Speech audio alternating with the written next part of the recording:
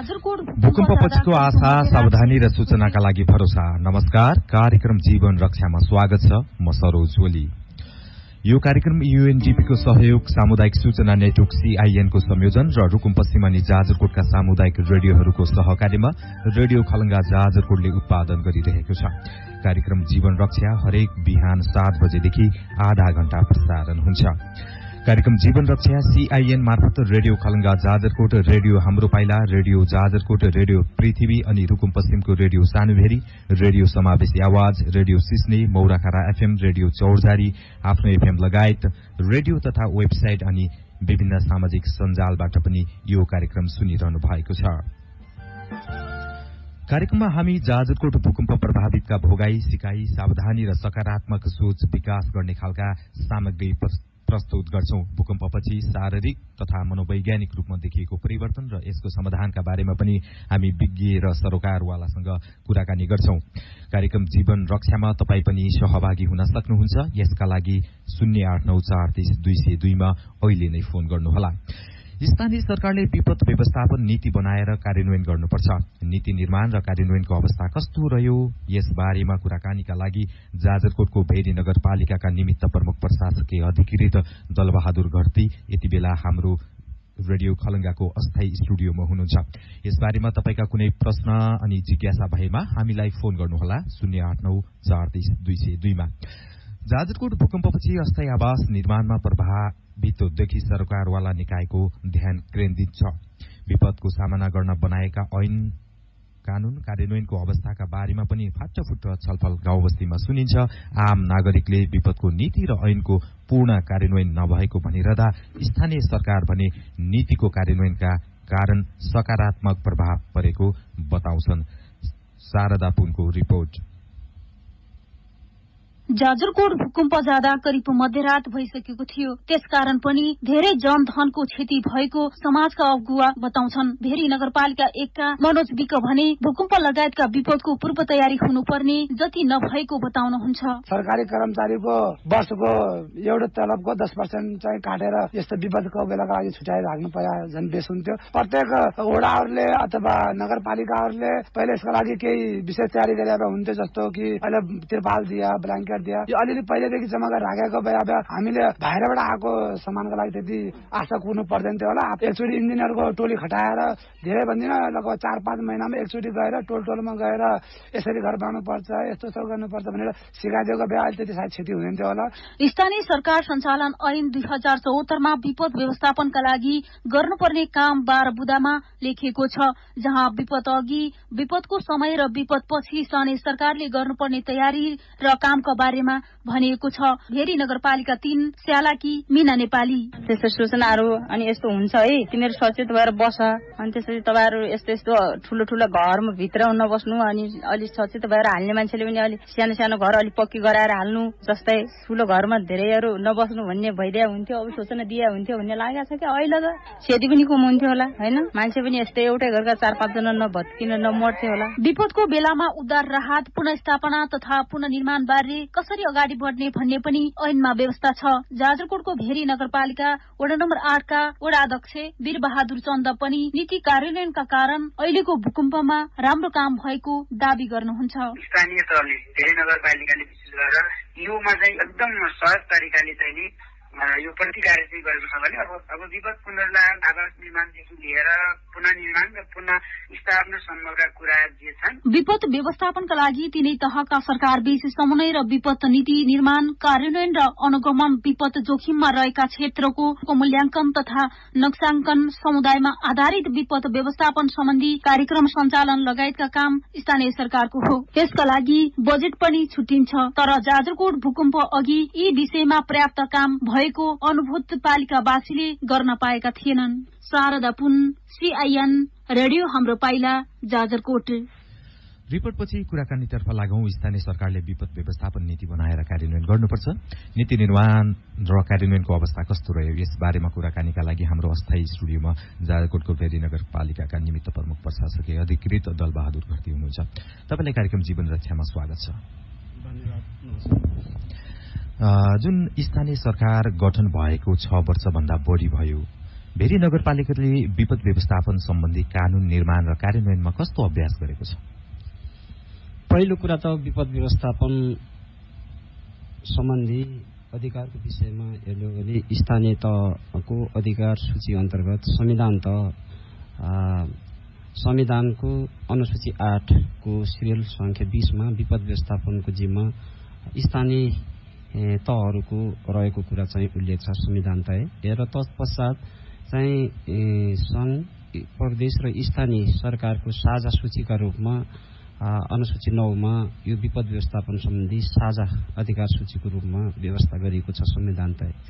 यसै मुताबिक हामीले स्थानीय तह भेरी नगरपालिका जाजरकोटले पनि स्थानीय विपद व्यवस्थापन ऐन 2074 ल्याएर कानून सम्मत हिसाबले हामी स्थानीय विपद व्यवस्थापनलाई अगाडि बढाउने कुरामा कानून ल्याएर हामीले कार्यान्वयन गरिरहेको अवस्था हो। र तत्पश्चात कानूनले हाम्रो स्थानीय विपद व्यवस्थापन ऐनले मार्गनिर्देश गरे अनुसार विभिन्न वडाहरूमा वडा स्तरीय विपद जोखिम न्यूनीकरण तथा व्यवस्थापन समितिहरू पनि प्रत्येक वडाको वडा अध्यक्षको संयोजकत्वमा हुने कानूनी प्रावधान छ। र त्यसै मुताबिक हामीले विभिन्न खालका वार्षिक बजेटमा विपदलाई व्यवस्थापन र सम्बोधन गर्ने विभिन्न क्रियाकलापहरू र आवश्यक पर्ने विभिन्न सामग्रीहरू व्यवस्थापनको सन्दर्भलाई हामीले बजेट विनियोजन गर्दै आइरहेको अवस्था हो।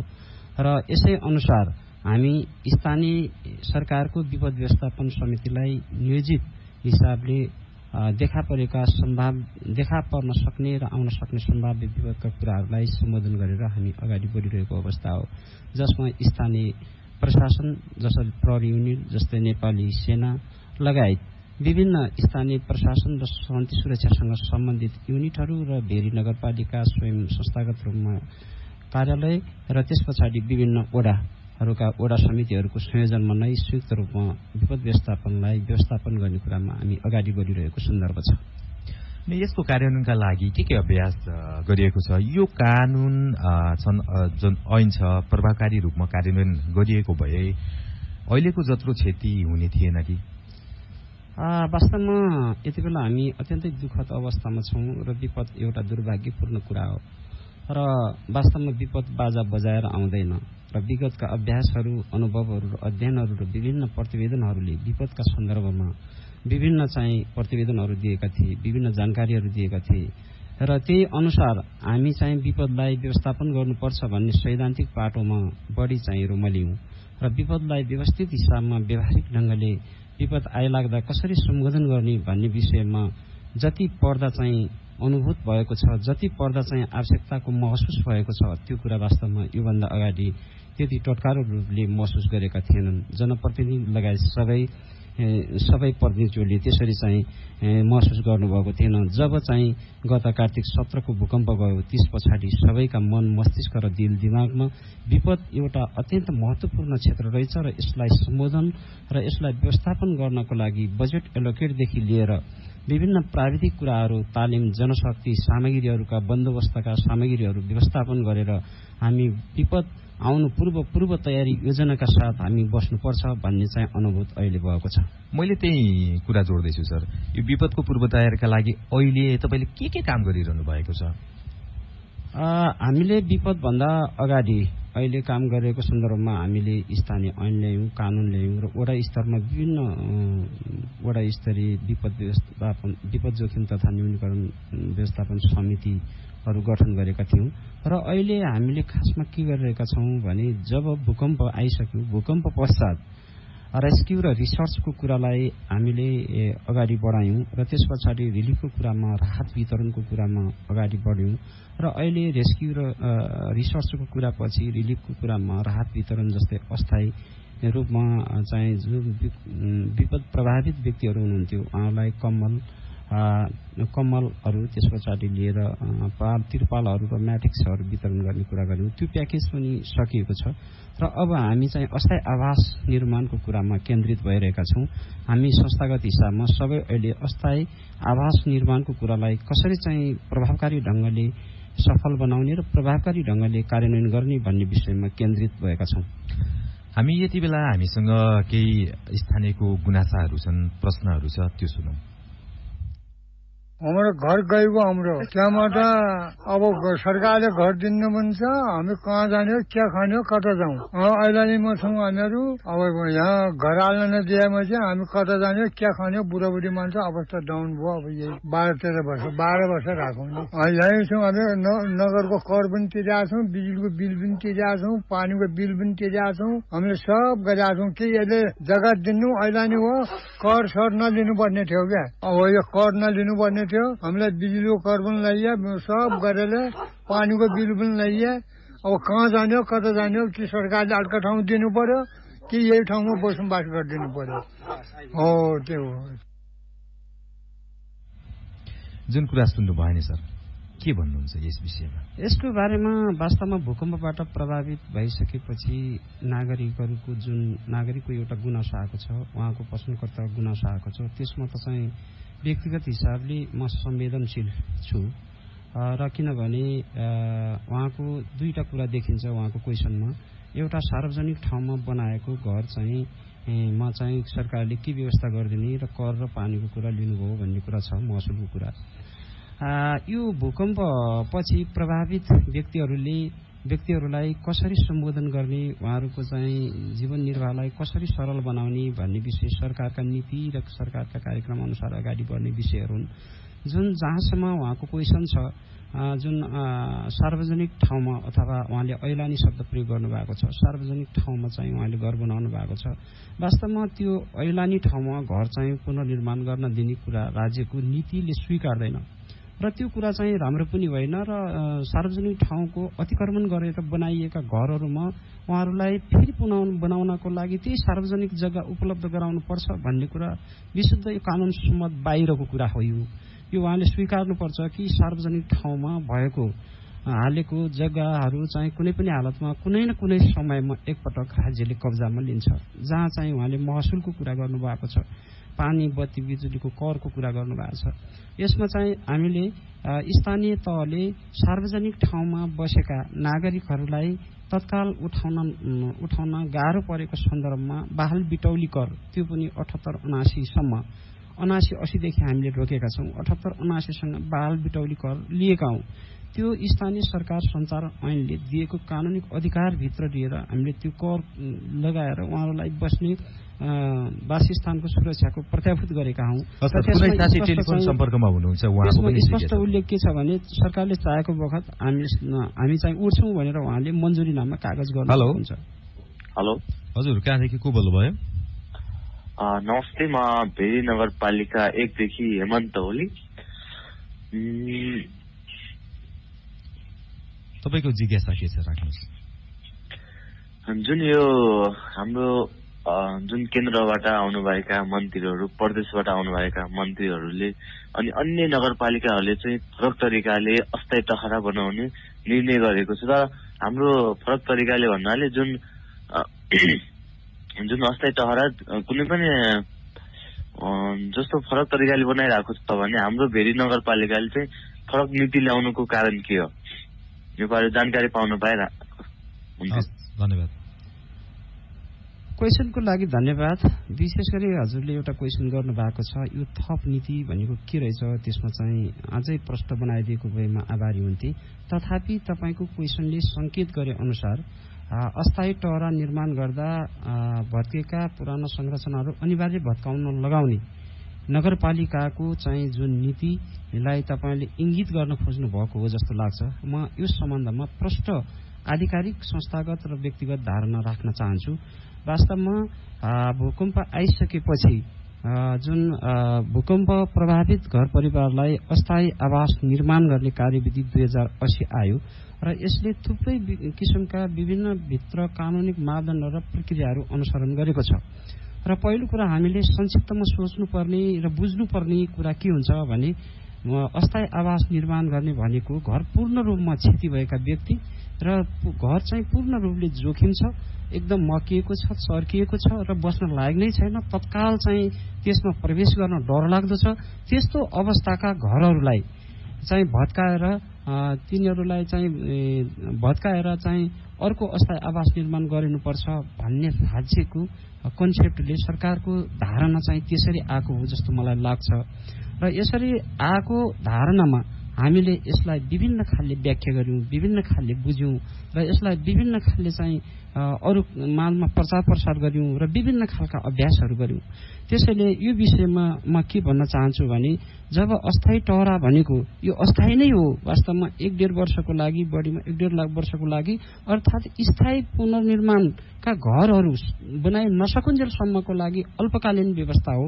पाल र तिरपालबाट सरकारले नागरिकहरूलाई चिसोबाट जोगाउनको लागि, जोखिमबाट जोगाउनको लागि उनीहरूलाई यो चाहिँ अस्थायी आवास निर्माणको कार्यक्रम ल्याएको हो। र यसमा चाहिँ हामीले थप अस्थायी टहरा बनाउँदै गर्दा हामीले चाहिँ घरहरू भत्काउनुपर्छ भन्ने जुन कुराको नीति लिएका छौं, यो वास्तवमा तपाईलाई अहिले तत्कालको लागि अमिलो लाग्छ। यो दीर्घकालीन हिसाबमा यो कुरा ठिक ठाउँमा जान्छ जस्तो मलाई लाग्छ। किनभने सामान्य चर्केका अथवा घरभित्र आवास गर्न आवास घरभित्र चाहिँ बस्न लायक घरहरू भएका नागरिकहरूले पाउने र पूर्ण रूपमा क्षति भएका नागरिकहरूले पाउने अस्थायी आवासको कुरा कदापि त्यो एक हिसाबले हुन सक्दैन। र अर्को कुरा हामीले बनाएका जुन अस्थायी आवासहरू छन्, ती अस्थायी आवासहरू भनेका अल्पकालीन व्यवस्थाका कुरा हुन् र राज्यको चाहिँ एउटा स्रोतलाई सही ढंगले सदुपयोग गर्ने र प्रभावित नागरिकहरूलाई सही किसिमले अनुभूति दिने कुरामा यो घर भत्काउने र घर निर्माण गर्ने विषयहरू तत्कालीन हिसाबमा अहिले गाँसिएकोले यो विषयलाई हामी सबैले साझा रूपमा सकारात्मक हिसाबमा र साझा ढंगले बुझाइ राख्नुपर्छ भन्ने चाहिँ म पालिकाको तर्फबाट सबैलाई हार्दिक अनुरोध र अपिल गर्न चाहन्छु। अनि अर्को पनि हामीसँग जिज्ञासा छ, जिज्ञासा सुनौ।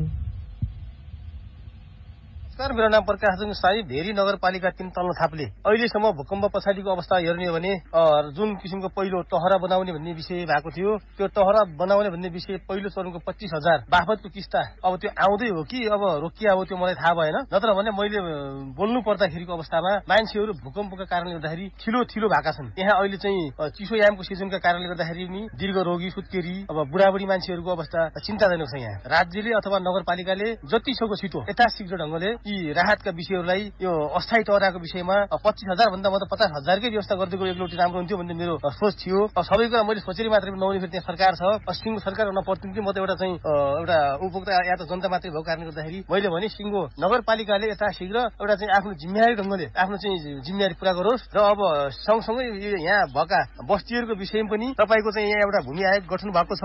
भूमि आयोग कहाँ छ, के छ, कस्तो अवस्थामा छ, भूमि आयोग र नगरपालिका सम्बन्धित वार्डको त्यो समन्वय नभएको कि के हो, एकातिर अव्यवस्थित ढंगले बस्ने मान्छेका घरहरू भत्किएका छन्, अर्को ढंगले सम्बन्धित निकायले चाहिँ रोक्ने प्रयास गरिराखेको स्थिति छ, एकातिर बाढ विरोधीका कुरा छन्, एकातिर चाहिँ त्यहाँ घर टहरा बनायो भनेर चाहिँ सम्बन्धित अवस्थित ढंगले बस्ने व्यक्तिहरूका नाममा पैसा आएको छ। के हो त कमसी कहिलेका हलो अड्काएर गोरु छुट्ने काम त होइन यो। होइन भने सम्पूर्ण राज्यका व्यक्तित्वहरू, नेताजीहरू सिङ्गो पालिका एक ढिक्का भएर जनताको पक्षमा लागेर आवश्यकता के हो पूर्ति गर्नका निम्ति सिङ्गो नगर सरकार, वडा सरकार र सम्पूर्ण चाहे संघ होस् चाहे प्रदेश होस् एक ढिक्का भएर चाहे अवस्थित होस् चाहे व्यवस्थित होस् छिटो भन्दा छिटो अब बस्तीलाई व्यवस्थापन गर्नुपर्ने हुन्छ। बस्तीका मान्छे पनि राज्यका नागरिक हुन्। जुन सुन्नुभयो नि सर, उहाँको त्यो आक्रोश भन्ने कि गुनासो भन्ने कि जिज्ञासा भन्ने? उहाँ चाहिँ अहिले चाहिँ अलिकता आक्रोश नै देख्छु र अलिकता भूकम्पको कारणले उहाँमा चाहिँ अब विभिन्न खालका समस्या र विभिन्न खालका दबावहरूले उहाँलाई चाहिँ स्वाभाविक हिसाबमा त्यो आक्रोशको संकेत आउन सक्छ। यद्यपि म उहाँको प्रकाश भाइको आक्रोशलाई सर्वप्रथम त शान्त हुन र सकारात्मक हिसाबले सोच्न र सकारात्मक हिसाबले आफ्ना दैनिक यापनका कुराहरूमा अगाडि बढ्न अनुरोध गर्छु र पटक्कै विचलित नहुन पनि म आग्रह गर्दछु। र जहाँसम्म अगाडिको क्वेसन नै आइसकेको छ, सार्वजनिक ठाउँमा टहरा बनाउने कुरा राज्यको नीतिभित्र पर्दैन र यो कुरा चाहिँ कुनै न कुनै कालखण्डमा सार्वजनिक ठाउँको जग्गा अतिक्रमण भएको जग्गा सरकारले चाहेको खण्डमा लिन्छ। यो कुरामा दुविधा नहुन म आम नगरवासीलाई अनुरोध गर्छु। र अस्थायी आवास त्यही सार्वजनिक ठाउँमै बनाउने खालको कुरा कसरी अगाडि बढ्यो, कहाँबाट बढ्यो, त्यो त आइपर्दा चाहिँ त्यो थाहा होला। र सरकारको तर्फबाट यो अस्थायी सार्वजनिक ठाउँमा पुनः अस्थायी आवास निर्माण गर्ने कुरा पटक्कै राम्रो पनि होइन र नीति अन्तर्गत भित्र पनि पर्दैन। जहाँसम्म भूमि आयोगको विषय कुरा उठाउनु भएको छ, भूमि आयोगको कार्यक्षेत्र र भूमि आयोगका कार्य सम्पादनका कुराका प्रकृतिहरू एक खालका हुन् भने भूकम्प पछिको अस्थायी आवास निर्माणको कुरा एक खालको विषय हो। र त्यसै गरी बाल बिटौली कर र अन्य करका विषयहरू गर्नु भएको छ र अनि यी कुराहरू हाम्रा कानूनसम्मत तरिकाले लगाएका सरकारका आधिकारिक कुराहरू र आधिकारिक निर्णय र आधिकारिक स्रोतहरू हुन्। र जहाँसम्म तपाईँले 25,000 को कुरा गर्नुभएको छ र भेरी नगरपालिकाले कुनै पनि लाभग्राहीहरूलाई अगाडि चाहिँ जुन किस्ता अस्थायी आवासको निम्ति किस्ता उपलब्ध गराउने सन्दर्भमा हिजोसम्म हामीले 1113 जनालाई 2,78,25,000 रुपियाँ निकासा दिएका छौँ। सर, यस विषयमा हामी पछि पनि कुराकानी गर्छौँ। कुनै साथी टेलिफोन सम्पर्कमा हुनुहुन्छ, उहाँको जिज्ञासा सुनौँ। हेलो सर, नमस्कार। नमस्ते, कहाँदेखि को बोल्नुभयो? तपाईँको प्रश्न के छ? तपाईँको जिज्ञासा के छ भन्नुहोस् त। मेरो जिज्ञासा के हो भने लगभग 2 साता अघि नै भेरी नगरपालिकाले राहत वितरणमा रोका गरिसक्यो र अहिलेसम्म पहाडी भेगमा अझै पनि राहत पुगेको छैन। राहत पुगे पनि एउटा तिरपाल बाहेक अरू केही पुग्न सकेको छैन। चिसोको कारण मान्छेहरू बाहिर सुत्नु परेको छ।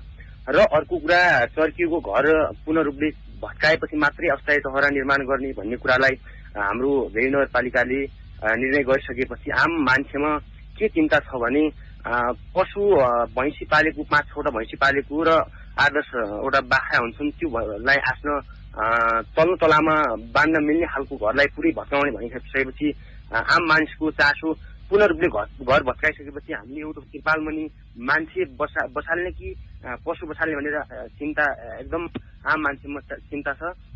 त्यसको जिज्ञासा खास मेरो मेन जिज्ञासा त्यही हो, नगरपालिकाले के निर्णय गर्न चाहन्छ अबको आगामी दिनमा। हस्, धन्यवाद। क्वेसनको लागि भाइलाई धन्यवाद। र वास्तवमा भेरी नगरपालिकाले यो अस्थायी टहरा अथवा अस्थायी आवास निर्माण गर्नु पूर्व सबै घर भत्काउनु पर्छ भन्ने कुरामा अलिकति बुझाइमा संकीर्णता र बुझाइमा चाहिँ दुविधा भएको जस्तो मलाई आभास भयो भाइको क्वेसनले। हामीले के भनेका छौँ भने प्रष्ट हिसाबमा कुनै पनि घर एउटै परिवारमा बस्ने जोखिम घर छ भने त्यसलाई भत्काउनु पर्छ र भत्काउने भनेको कुरा तलै जगदेखि नै भत्काउने भन्ने कुरा चाहिँ अवश्य पनि गरेका छैनौँ। र व्यावहारिक हिसाबले हेर्दाखेरि तपाईँको समस्यालाई सम्बोधन गर्ने गरी हाम्रा घरहरू कम्तीमा 2 तले हुन्छन्। एउटा थारो र माथि चाहिँ नर्मल घरहरू, गाउँ बस्तीका घरहरू हुन्छन् र माथिल्लो जोखिम भागलाई फालेर अस्थायी टहरा निर्माण गर्दै गर्ने र माथिल्लो जोखिम भागलाई फालेर तल थारोभन्दा मुनिको भागलाई राखेर गाई भैँसी बाँध्ने र अन्य सरसामानहरू सुरक्षित राख्ने स्टोरको रूपमा त्यसलाई प्रयोग गर्ने गरी सबैले बुझ्दिन अनुरोध गर्छु। र अर्को कुरा, अस्थायी आवास भनेको स्थायी स्थायी आवास निर्माणसम्मको कुरा हो। त्यसले गर्दा तपाईँहरूको टहरा पनि बन्ने र एक थारोसम्म चाहिँ तपाईँहरूको चाहिँ पुरानो घर रहँदा विभिन्न सामग्री र पशु चौपायाहरू बाँध्न मिल्ने हुन्छ। व्यावहारिक हिसाबले त्यसरी बुझिदिनुपर्छ र सब घर भत्काउने भन्ने बित्तिकै हामी जगदेखि नै सबै घरहरू फाल्ने भन्न चाहिँ खोजेको होइन। यसलाई माथिल्लो कम्तीमा चर्किएको मकिएको माथिल्लो भाग राखेर मान्छे सुरक्षित होस्, मान्छे अस्थायी आवासमा बसोस् र सरसामान र पशु पक्षी र चौपायाहरू कम्तीमा घरको तल्लो मुनि सुरक्षित चाहिँ खण्डमा बसुन्, सुरक्षित तल्लोमा बसुन् भन्ने चाहिँ हाम्रो अनुरोध हो र यसलाई यही हिसाबले बुझिदिन अनुरोध गर्छु। हिजोसम्मको विवरण अनुसार अहिलेसम्म भेरी नगरपालिका वडा नम्बर 1, 2 त्यसै गरी 6, 7, 9 र 10 नम्बर वडाले अस्थायी आवासको पहिलो किस्ताको रकम अझै बाँडेको छैन। के समस्या भएको हो? यसमा हामीले यो अस्थायी आवास निर्माणको लागि पहिलो किस्ता वितरण गर्नका लागि पनि विभिन्न कानुनी प्रक्रियाहरू छन्, जसमध्ये भूकम्प प्रभावित घर परिवारहरूलाई अनुदान उपलब्ध गराउने कार्यविधि 2080 को प्रावधान बमोजिम पहिलो चरणमा लाभग्राहीले अनुसूची 1 र 2 को फारम भर्नुपर्ने हुन्छ र त्यस पछाडि अनुसूची 3 भनेको सम्झौताको कुरा छ। अनुसूची 1 र 2 भरिसकेपछि र जुन जिम्मेवारी तोकिएको ओडाको जुन निर्वाचित पदाधिकारीको संयुक्तमा रहने पालिका र वडा स्तरीय क्रियाशील राजनैतिक दलका प्रतिनिधिहरू रहेको जो संयन्त्र छ त्यो आधिकारिक संयन्त्रले नै कामको थालनीगत प्रक्रिया चाहिँ अगाडि बढाउने हो।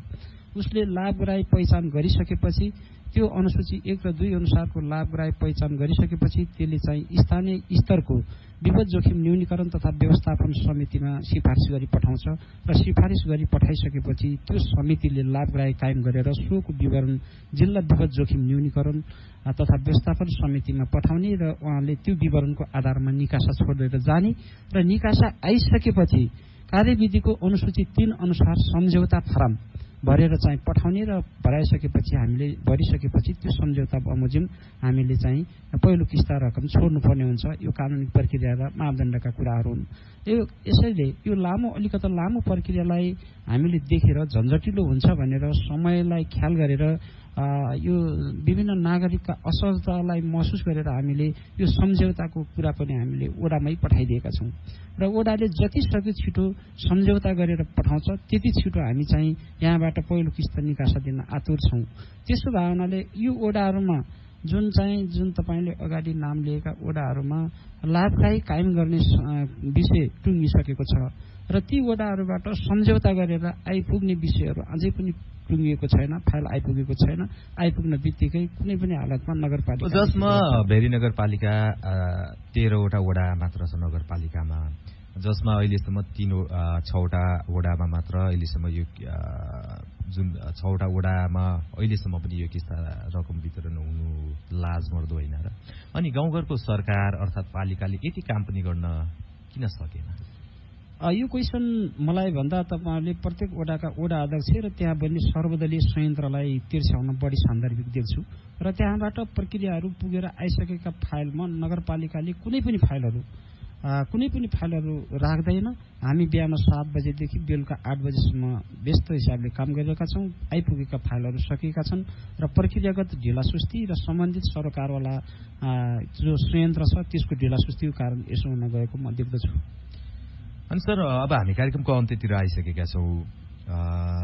जुन नगर क्षेत्रमा बसेका त्यो अघि हामीले कुरा गर्यौं, नगर क्षेत्रमा बसेका कतिपयले आफ्नो जमिन छैन तर नगरपालिकाले यसअघि उनीहरूलाई विभिन्न खालका कर तथा शुल्क लिने भन्दै आएको थियो। अब अस्थायी आवास र पुनर्निर्माणमा उनीहरूलाई कसरी सहभागी गराउनुहुन्छ? छोटोमा मेरो विचारमा नगरपालिकाभित्र जुन सार्वजनिक जग्गामा घर चाहिँ हालेर बसेका नागरिकहरू पूर्ण रूपमा चाहिँ सबै आम नागरिकहरू पूर्ण रूपले चाहिँ जग्गा नै नभएको हो जस्तो मलाई लाग्दैन, पहिलो कुरा।